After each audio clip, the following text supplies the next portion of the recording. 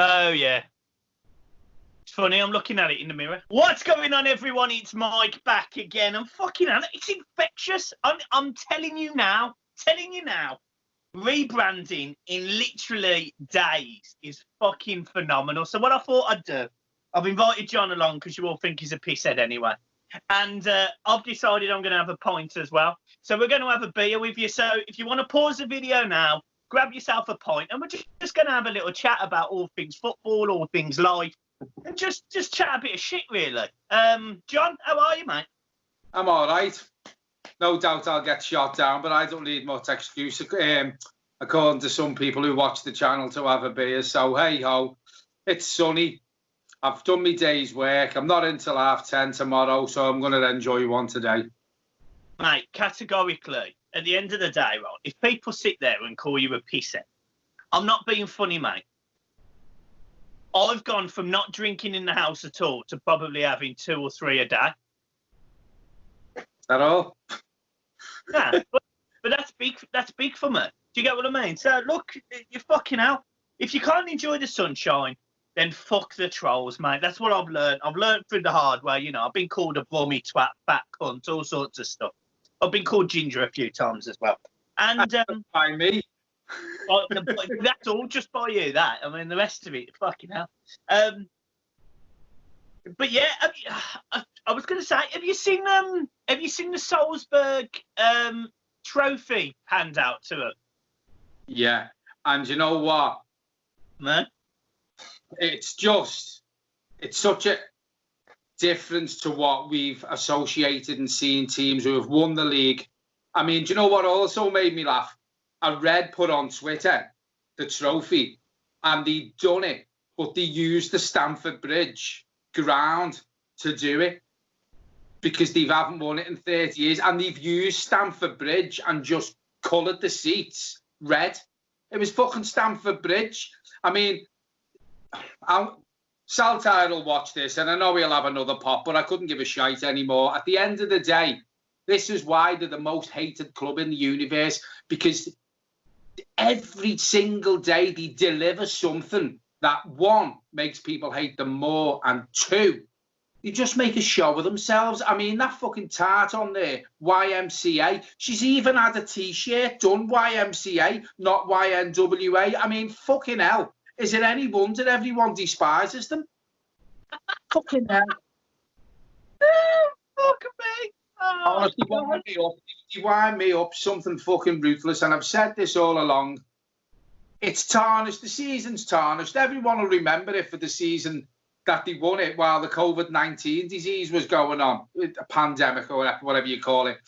And it is tarnished. Don't get me wrong. We'd love to be in their position of lifting the trophy, whether we're in a pandemic or not. But listen, it couldn't happen to a nicer club that they're going to win the league while all this shit's going on. Oh, not a nicer club, a fucking horrible, more horrible club than them. Horrible. Yeah, fair enough. You just sounded slightly bitter there, but I'll let you have it. So obviously, in terms of the trophy itself, obviously you've seen the video, it's fucking shocking. You know, the stadium's empty, the players don't look up for it. It's scary to think that, you know, Liverpool, yeah, they look like they're going to win the league, and they're going to get that trophy in the middle of an empty stadium. They can't do a bus parade or a tour or anything. It's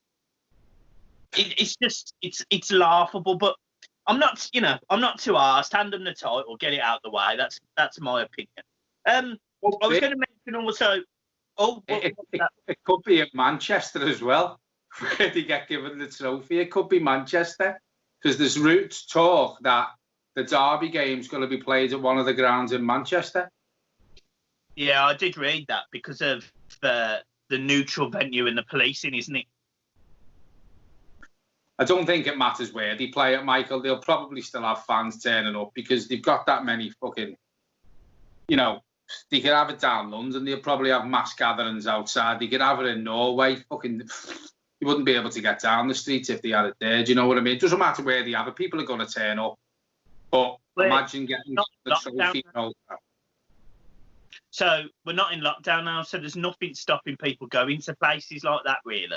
So that's the dangerous thing of what the current situation is, in my opinion. Is yeah, the games might not be in the stadium, but it doesn't stop people gathering around them. No, it doesn't. No. What? I'll go on. You fucking go on. No, I was just going to say, it makes no difference. At the end of the day, it's not just a pop at Liverpool. I think if Everton were in the same position, you get a certain majority or minority, whichever way you want to put it. Yeah, fans would go there and, listen, you can't stop it. First time in 30 years. It's been a lot longer for us, and I think a lot of clubs would do the same, to be honest with you. Yeah. In terms of obvious Everton news over the last few days, we had some breaking news regarding a certain midfielder. Now, Gbamin's injured again. It's his Achilles. He's out until 2021. He's had 3 fairly big injuries now. Literally, it appears to be week after. As soon as he steps onto the training pitch, he gets injured. What's your thoughts? Well, I did read something before he joined Everton. He'd never ever had a serious injury, and he'd only missed 1, 2, maybe 3 games at a push. It might have been a hamstring. He actually got the injury the other day, this latest injury, at the end of training, playing head tennis with one of the coaches, I think. It was Andre Gomez. He was playing football tennis or head tennis or something after training had finished. And you pointed out something the other day that footballers these days are so fit, and the diets they're on, they've got people looking after them 24/7. And, when you played football, all right, you've done your knee, but you've never had an Achilles. Your hamstring's probably never gone. The worst one he had was when his muscle actually detached from the thing that holds it in place. That was the first one he had. I said to you the other day, this might sound a bit harsh. I don't think he'll play for Everton again. I can't see him playing for Everton again. I'd come to some sort of agreement over his contract, but then I wouldn't turn around and say, right, you can fuck off now. I'd nurse him through it. I'd do whatever healthcare he needs, whatever operations, physio. But let's be honest about it. If we're looking at it now that he's not going to play for Everton, he's not going to be any sort of decent player anymore, surely the club can see that. Yeah, I think the issue you have is Marcel Brand's put a lot of faith in him to replace Garner, and now that Garner's potentially available again, I think that also stems a few problems with Gbami. I think there's no doubt on his day he's a good player, and from the videos that I saw of him when he played on a regular basis, I thought he did fine. I thought he struggled when he made a few appearances for the Premier League with us, but that would come with time. But I am concerned now that this is 3 major injuries that he's had on the bounce. And, we've seen it time and time again. Seamus Coleman, not the same player after he's been injured. James McCarthy, not the same player after he was injured. Mikel Arteta, after he had his stomach injury, not the same player. We see it time and time again, and I'm just concerned that we've never seen the best out of Gbami when we spent quite a lot of money on him. And it's unlucky for him. I feel really sorry for him. And obviously, if you watched it, I know you watched it the other day, but I did a live stream with Cam the other day, and we spoke about mental health. And this will put him in a dark place, I would have thought. This will put him in a dark place because he comes out and says, I'm really looking forward to coming back. I will play this season. Really, really excited from what the Everton interview suggested. Literally, at the end of the training session the day after, he's fucked it. It's just, it's unlucky. It's just fucking unlucky. I think his move to Everton, I think it's plain to see. It's obvious to see it's being cursed. Yeah, he might not want to play for Everton again after this. As you've just said, it is cursed. Sometimes a player just doesn't fit. We had the issue with strikers for years. Andy Johnson was phenomenal at Crystal Palace. We signed him. He scores 13 goals in one season. The rest of it was a bit average.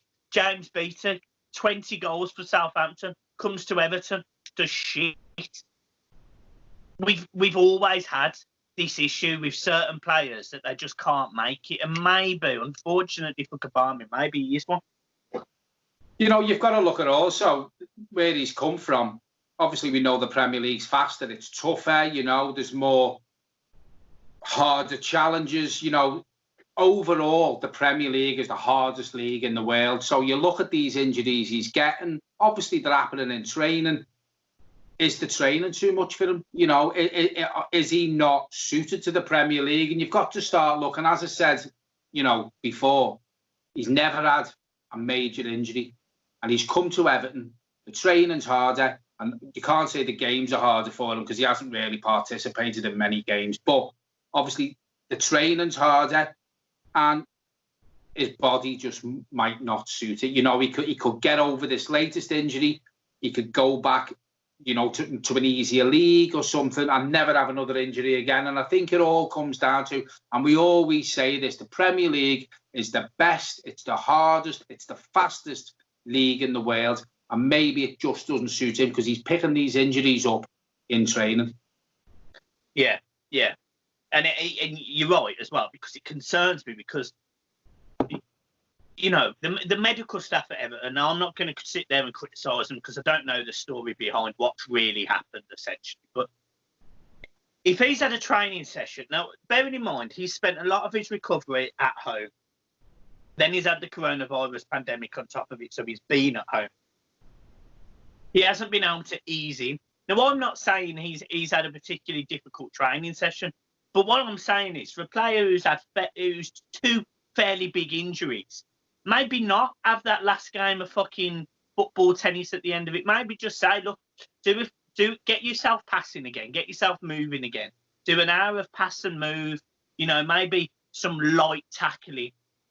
Don't go full-blown into a full-blown training session, because I watched some of the training sessions, and I'm going to come on that in a second. He doesn't need to be put in that situation, in my opinion. He just doesn't. He needs to be nursed like cotton wool, wrapped around him. And I just don't think that they've done that. I think they've tried to get him back. I think it's positive that he got back, but then it's negative that they just didn't say to him, right, you've done an hour, get yourself home now, go and relax, I'll see you in the morning again. That's what disappoints me a little bit. Yeah, I think the injuries he's got now, which is the Achilles, it's completely separate. I don't know if it's the same leg. I will be honest. I don't know if it's the same leg, but obviously it was a muscle in the thigh that tore, basically it come off. And I remember reading the surgeon who done the operation on him from that injury, from the muscle, said it was one of the worst football injuries he'd ever seen. The muscle had actually detached from his leg. So I don't know whether it was the same leg. The Achilles is a completely different injury, but totally agree with you. It's small steps with Gabarman. He's got himself back training with the boys. I know it was easy at first and there was no contact. It was 2 meters apart, but completely agree with what you say. Once he's done what he's been asked to do, like the other players have, don't do any extra. Don't do head tennis, football, tennis. Go home, rest, and come back next day and push it day by day by day, but not play games of tennis at the end of it when you've had an injury like he has. Yeah, because the thing that people might not, forget. You look at a game of football and you look at a game of tennis, right? So I've played both sports. Football, when you're not 2 meters apart, is a constant moving game. Now, I'm not saying it's not a moving game when you are 2 meters apart, but you've got a bit more time. Do you get what I mean? You've got a bit more time because you've got at least 2 meters to move to the person who's got the ball or next to you or whatever, or that pass. You've got 2 meters either around you, right? The bit that concerns me about this football tennis is, yes, you've got the 2 minutes, but playing tennis is probably more intense than playing football because you are definitely constantly moving. Do you get what I'm saying? You don't ever see a tennis man stand on the spot. You see him going left to right, returning a ball, serving, getting different, having to run around a court. Gabarmin would not just be standing there playing tennis, whereas he may actually be on a football pitch. Do you get what I'm saying? Yeah, totally agree. You know, as you say, if you're on a football pitch and you're 2 meters or less from a player, you're not just going to be standing there. You're either going to be closing them down or you're going to be chasing them. Do you know what I mean? Whereas once yeah, go on. Once he's 2 meters away, and when he gets further away, then someone else takes over. Then, whereas as you say, with tennis, from one side of the court to the other, could be 20 meters, but you're constantly moving. You're constantly trying to return the ball. It's like, and I'll say this, when I play five-a-side football, for example, five-a-side football, for me, always used to kill me a lot more than playing 11-a-side football. Because if I needed a rest in the centre of midfield, or I needed a little rest playing up front, I could walk. As long as I kept myself on side, or I got myself in the positions where I was needed, I could just have a little walk. If the ball's up front and I'm playing in centre midfield, I let them get on with it. My other midfielder can make that darting run to the end of the box. I can sit and we'd alternate because you didn't want to get yourself worn out. Up front, if the ball's in defence, you haven't got to do anything but walk back and be a long ball option. So you're not moving really, you're just walking. Playing fucking tennis, you're not walking, you're constantly running. Whoever said it was okay and whoever gave it the go-ahead for him to play football, tennis, head tennis, whatever you want to call it, at the end of a training session, I'm a bit like you. We don't know the coaching staff. We don't know, obviously the trainer. We know the coaching staff. We don't know them all. We don't know the trainers. We don't know who will give him the okay to do this. I just think it was the wrong decision made to allow him to do that. Agreed. Some of the players we've been linked with then, I don't know if you've had a look at any of these, but some of the players we've been linked with, I'm going to mention the first and foremost, the Red Echo, as always. Now, I spoke to one of the journalists from the Red Echo. I think it's Adam. Is it Adam? Is there a journalist? Adam? I'm trying to think of his surname, though. I don't know. We've spoke a few times in DMs and whatever. And I actually criticised the Red Echo. I actually said, look, the content you put out regarding Everton is poor against the content you put out against Liverpool. And I'm going to make a point today about something that's been said. They've mentioned about the training sessions with Everton and how it's they can focus on the tactics of the training session and they can see what they're trying to do. And I read the piece, and it was basically saying that it looks like they'd play a bank of forward, try and break it down. It was stuff we already knew. So I read through it all again, and I thought, am I missing something out? It was really, really poor, really, really shocking that they were trying to publish a piece that we all already know anyway. Do you get what I mean? About the style of football that we already know. We already play. I think it's just something to fill the papers, and and they've got nothing to talk about. And I said this on my previous video. It's quite exciting times for Everton. That's happened within the lockdown because we've got a new shirt manufacturer. We've got the grounds on the horizon, but we're linked with players, and I don't think Everton have struggled financially. We've had Everton in the community, but the Red Echo doesn't praise Everton enough on the positive stuff. No. But there's no way on God's given earth that they would fill the Echo with Liverpool's training methods, with their tactics, and to be honest with you, they shouldn't really be publishing that anyway of how Everton are training and how Everton are playing, because exactly. It tells teams up and coming. I tell you why they've done it, because our fucking first game back is them. That's why they're doing it. If our first game back was Aston Villa, that article would not have been written. It wouldn't have been wrote. It wouldn't, And I think it's just anything to have a pop. I haven't bought the Echo for years, absolutely years. It pops up on my Twitter when, Paul Joyce, I don't think he writes for the Echo anymore. He used to. That Adam one you've just said. There's other ones. I don't even read the articles because even if they are commenting or doing an article on Everton, it's fucking negative.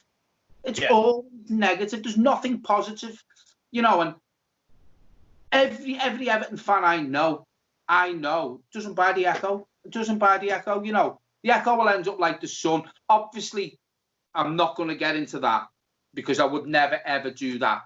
But it will end up like that for different reasons.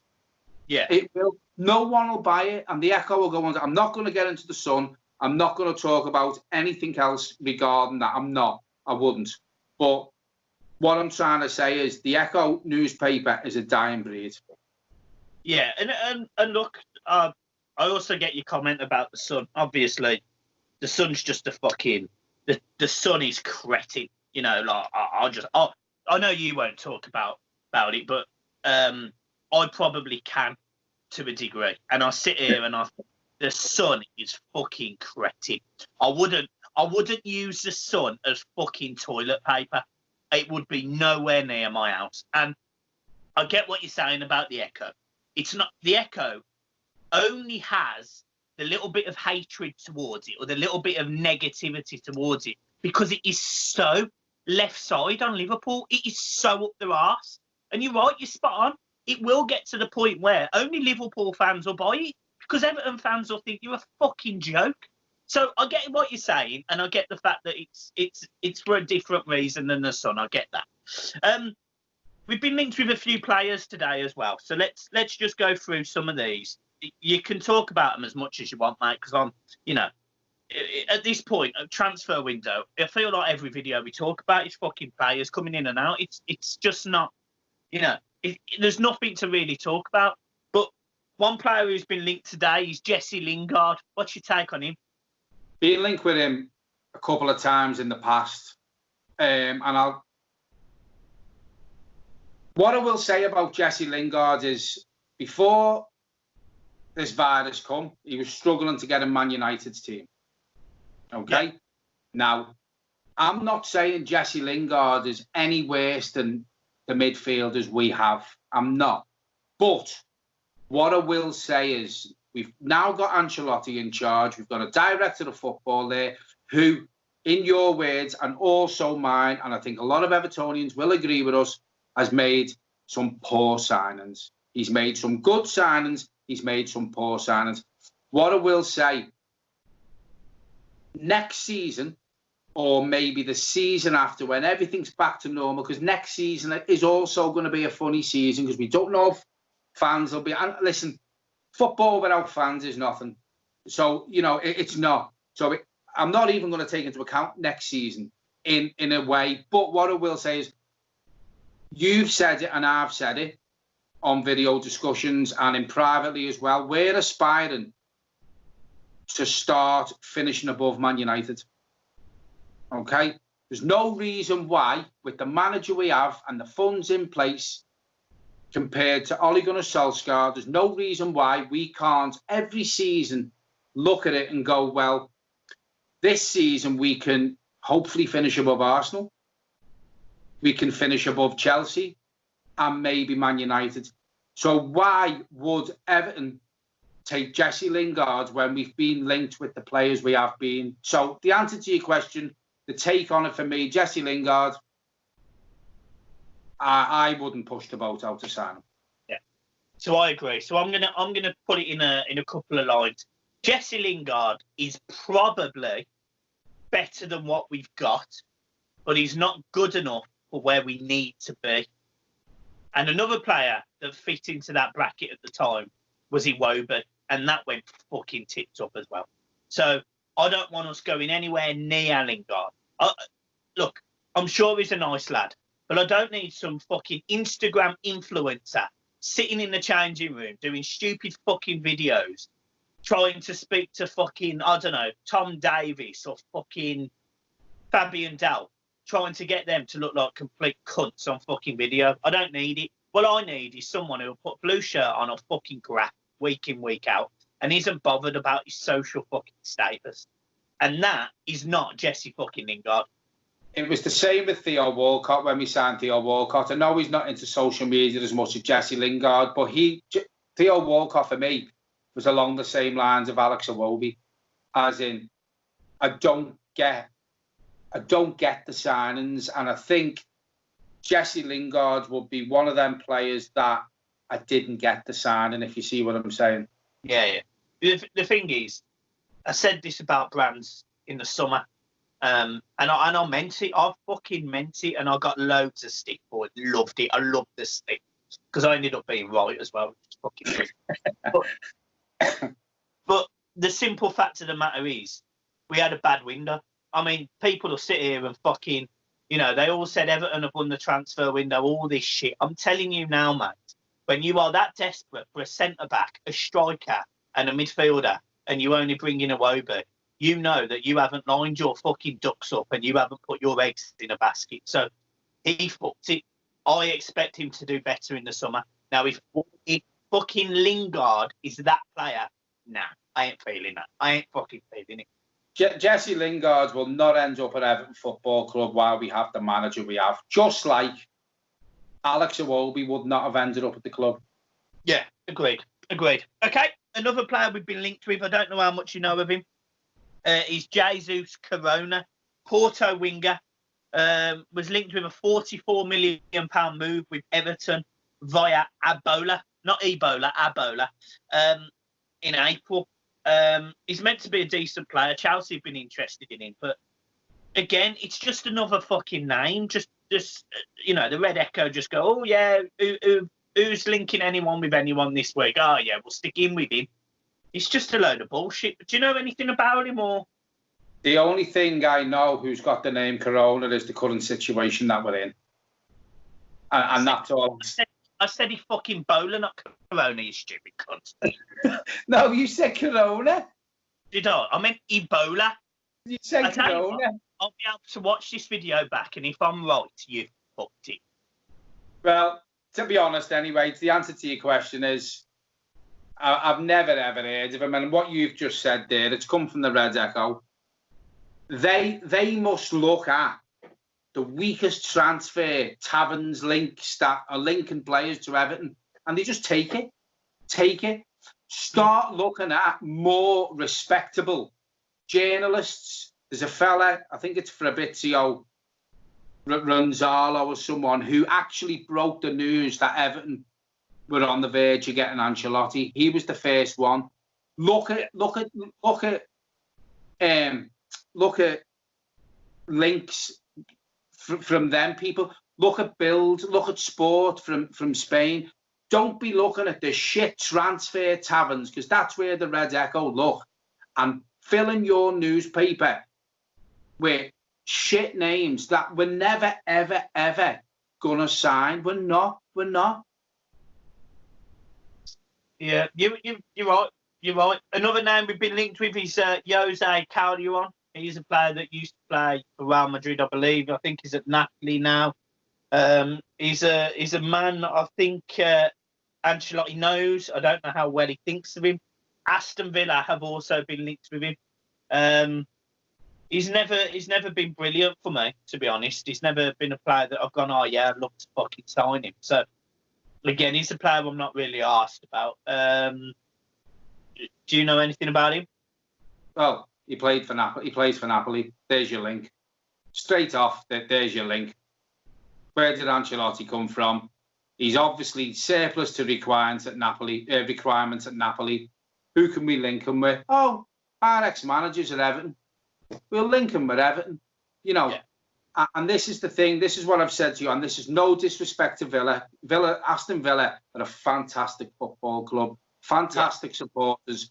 Proper football club, just like Everton. So this isn't no disrespect to Villa at all. But it makes me laugh when Everton are linked with a player and they go, Villa are also linked with this player, or Sheffield United are also linked with this player. I want to see Everton linked with players who are linked to Man City, to Liverpool, to Man United. And again, it's no pop at Aston Villa. For me, that's another no-go. Yeah, I agree. I just want to throw it out there. Obviously, this video will come out after the game, but currently, Schalke are 1-0 down again to Werder Bremen. Kenny started. Todibo started and got hauled off at half-time. I think he might have picked up an injury, but it's not looking good for Kennan and Schalke at the minute, I must say. I think John Joe Kenny is going to be left in limbo when this season finally finishes for me. Yeah. Schalke won him. They can't afford him. I think I've said this on previous videos. I think Everton have made their minds up over John Joe Kenny now.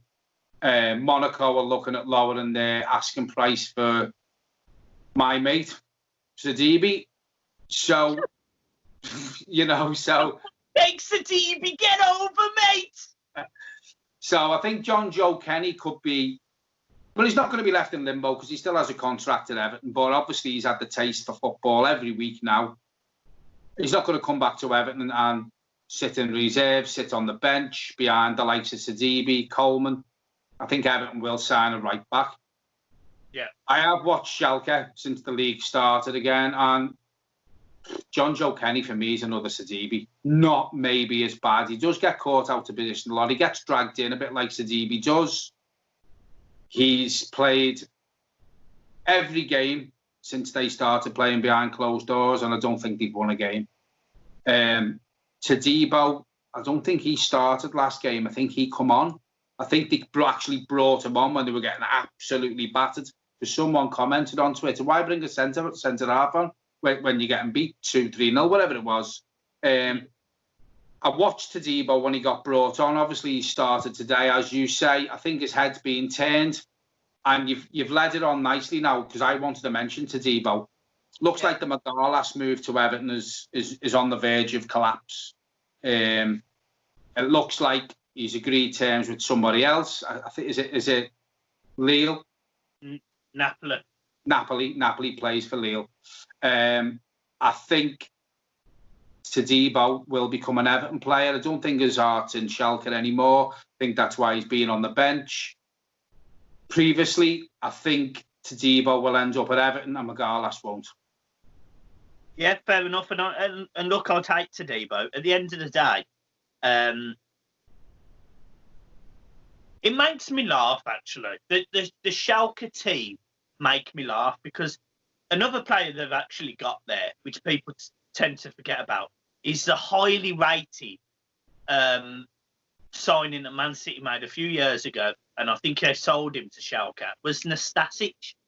So Todibo's keeping Nastasic, I think, out of the team.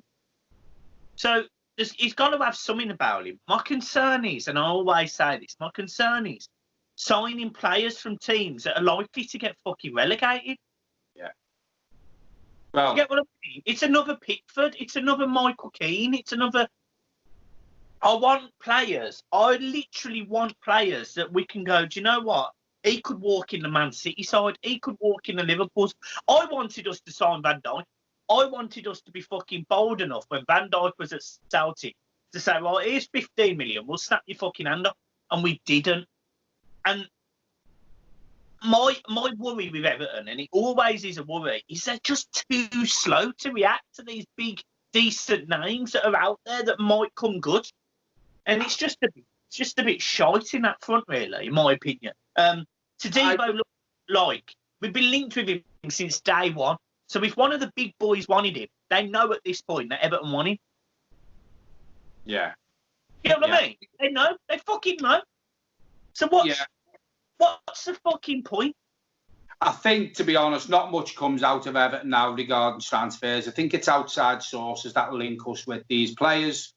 I know you had someone who told you transfer information. He's no longer at the club. No. I've told you I have, who doesn't find out as early as what people used to find out. It's since Brands has come in, it's been very hush-hush within the four walls of Finch Farm. The person who tells me stuff is normally spot on, but it's not as early as what it used to be fair. And the one thing I would say is, look, from someone who knew someone in the know, right, the stick that you get from putting your fucking thoughts on Twitter and Facebook and then for whatever reason it doesn't happen. It's just not worth it, you know. I remember when Ronald Koeman got sacked. I remember when we were linked with the two managers, Sam Allardyce or Francesca. Discussions were had with both managers, but in the end, I think Bill Kenwright decided that he wanted to go with someone who was guaranteed or staying in the Premier League, which he felt Allardyce would at the time. You know, there is lots of people out there that can get a bit of information, but a lot of them are too scared to put their head above the parapet because Twitter's just fucking toxic. I mean, in 10 days' time, the Network Michael D fucking Twitter account with 9,500 followers or whatever it is fucking gone. It's gone. I'm starting again. So, do you get what I mean? I think with the Sam Allardyce one, I will never ever mention this person watches our videos, but I'll never mention his name, who tells me stuff. And you know who it is, and you've said to me, just be careful what you say. You've told me this because you've been through it. I'm fortunate enough now to hopefully find out some true things. And I've said this to you, and you said, well, let's just see, blah, blah, blah. But what you said there about Sam Allardyce, I know for a fact the reason why Sam Allardyce got the job, and you've just said the interviewed Fonseca as well, he got the job because Moshiri absolutely shit his pants about relegation. Absolutely shit his pants after the money he put in. And that's why Sam Allardyce got the job. I know that for a fact. And I've said all along, I think Moshiri probably flapped 4 games too early to bring Sam Allardyce in. I think he had 3 or 4 games to play with to see what happened, but he didn't, and he absolutely pooed his kecks, and that's why Allardyce got the job. Well, I'm going to disagree with you, not based on any of the facts. The facts I think you're spot on. I believe that's right. I don't think he did it too early, but I actually thought he did it too late. I was fucking worried. If you remember that video, I watched us lose 4-1 to Southampton. I fucking cried.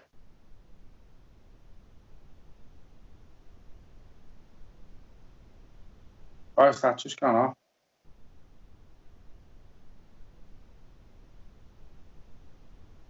I remember saying, it's very simply, just bring him in. Just bring him in. Said Allardyce. And I was told that if Allardyce would have got us into Europe, he would have also stayed. He missed out by 1 place. No, I'm not sitting here and going, Sam Allardyce was good. I'm not. I fucking hate the man. I really do hate him. But he did the job he was asked to do, and he did okay at it. And I'm not going to sit there and fucking slag him off for it. But I can't stand the fact that some people believe in fairy tales that just don't exist. You know, Everton were not in a good fucking situation. They really weren't. And, you know, it's been time and time again over the last few years. We've been inconsistent. And people were saying at the time as well, well, Moyes wasn't any better. Under Moyes, we were a top 6 team pretty much every season. You know, he took a team that was favourite to be relegated because we just sold Wayne Rooney and got us in the Champions League, only to be fucked by Kalina. What you've just said there, David Moyes, in the last 3, 4, 5 years, whatever it was, consistently we challenged for Europe. Consistently. I believe if we had a Romelu Lukaku in that side, we would have finished top 4, if not higher. I firmly believe that. That's where I was going with what I was saying then. The only thing David Moyes was ever missing was a Romelu Lukaku. Martinez got him. He almost had him. That was the thing that annoyed me. He almost had him. And this is, again, I'll tell you what, we're talking about loads of fucking points here. I'll tell you what, how long have we been on this video? I can't tell. Oh, fucking hell. I feel sorry for the poor bastard still watching it at this point. We almost had it in Yakuba, in my opinion. I think Yakuba is a very, very, very underrated Premier League striker at the time. You know, he was Scored a lot of goals at Portsmouth, a lot of goals at Middlesbrough, and he scored 20-odd goals at Everton. He was the first striker to score 20 goals in a season for Everton since Beardsley, I think, at the time. So he did a good job, Yakubu. His issue was he then got injured, and he was never the same fucking player. And when he got the injury, I think he was about 57, wasn't he? Because I think he had about 3 passports in or something like that. Yakubu. But he did, and he actually, it was funny. Well, it wasn't funny, obviously, but when Yakubu had that injury, he actually come back with a limp. Yeah, he did, yeah, when he ran. He ran with a limp, and he walked with a limp. And he was never, ever the same player. I loved Yakubu. I fucking loved Yakubu because he seemed to really enjoy playing for Everton. And I loved his little celebration where we do that. I loved it.